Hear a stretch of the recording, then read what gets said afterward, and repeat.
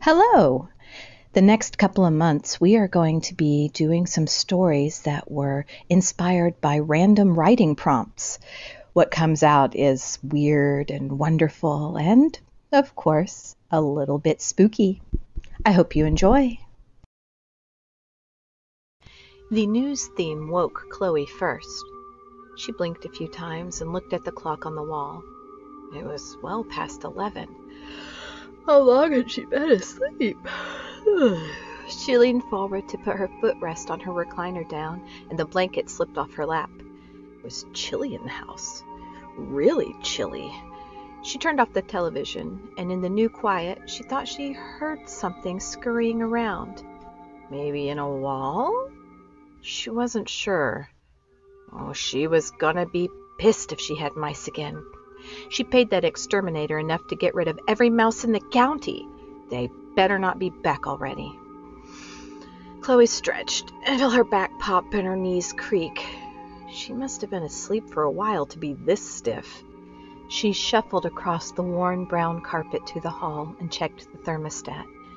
It was set for the normal 70 degrees, but the temperature it registered was in the low 60s. No wonder she felt cold. The heater was working earlier in the week, but a snowstorm was coming, and not having a working heater would be a disaster. She better go make sure the pilot light was lit. She made her way to the door leading down to the basement, her chair blanket wrapped around her shoulders for warmth. She tossed it onto the back of her kitchen chair and put on her going outside slippers, the ones that sat over the patch of linoleum that was worn down all the way to the plywood subfloor. They were beat up, stained, and frankly pathetic, but they were her slippers, and she didn't care what anyone thought of them. Not that anyone came around all that often. When was the last time someone did come for a visit? Not counting the exterminator. She wasn't sure. It'd been a while. Months? No matter. She had her TV and her little farm, and that was all that mattered. Who cared if the neighbors stopped by or the Mormons wanted to talk to her about God? God with a capital G, not just any old God with a lowercase g. She turned the thumb bolt on the door leading down and pulled the creaking door open. She'd not been down here since she put up the canning from the summer garden. It was probably time to sweep out the cobwebs and check the foundation. The air that came up the stairs was even colder than her kitchen. It smelled of damp and dust and earth. Earth? There was no dirt down there. It was all covered over in cement. She poured it herself after Daddy died. Every inch. She went down a couple of steps and reached for the string for the little bare light bulb that hung over the stairs. Her foot touched something, and it fell down to the next step below. Her nerves gave a jolt of surprise, and she felt her heart rate pick up. Was it a mouse? No, bigger. A rat.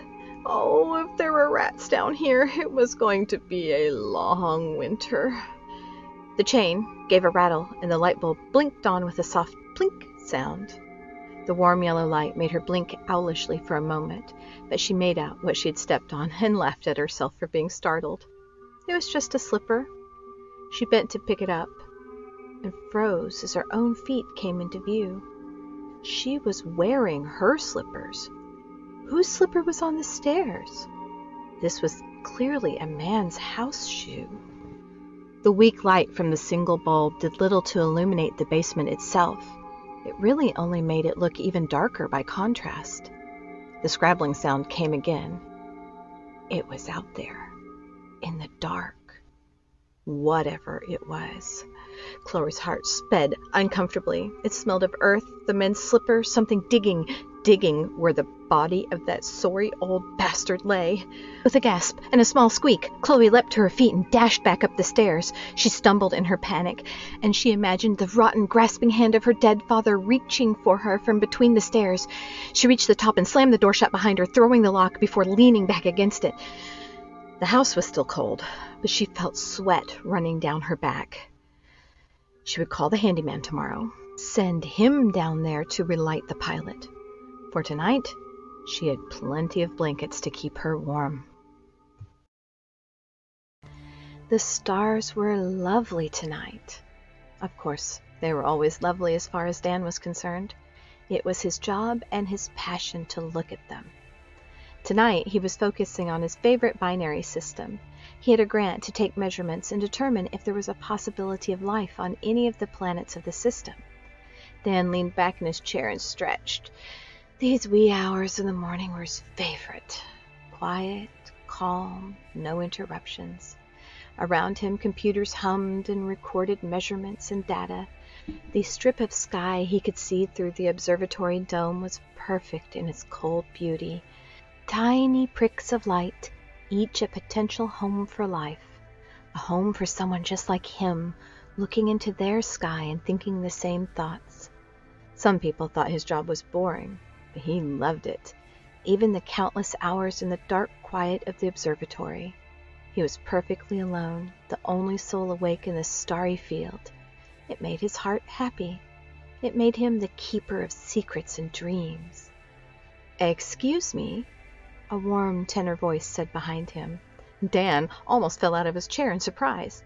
His arms and legs did graceless windmills, and his heart leapt into his throat. He spun around and saw someone standing in the shadows near the door. He hadn't heard it open. They were not very tall, and something seemed off about the proportions. "Damn it, Eddie!" Dan resettled his glasses on his face and straightened his coat, trying to regain a small fraction of his dignity. "You almost gave me a coronary." "We are not the one you call Eddie," the voice said. It sounded off as well. Almost human, but not quite. Coupled with the odd shape, Dawn had the feeling that this must be like the uncanny valley sensation people get around too advanced an AI. "Okay, sure, whatever, have your fun," Dan said, still sore at being startled. "I hate to ask." The figure held up something. A box? Possibly a box of donuts? Dan remembered seeing a box in the break room earlier, but he'd paid it no attention. They were a chain brand, and he was an admitted donut snob. "Would it be possible I take this with me?" it asked. "Whatever floats your boat, Eddie. Damn things are probably stale anyway." "I am not called Eddie," they said again, "but I thank you for the donut." It pronounced donut oddly. The emphasis was on the wrong syllable or something. Dan turned back around. Whatever game was being played was not his business. He was here for the stars and the science. The rest could go rot for all he cared. He didn't hear anyone open the door, but a quick glance back confirmed that he was once again alone. There was a sudden flash of light. It lit up the night sky and caused the instruments in the room with him to go wild. He rubbed his eyes for a moment and looked around again. He was above the cloud line. Lightning was unheard of up here.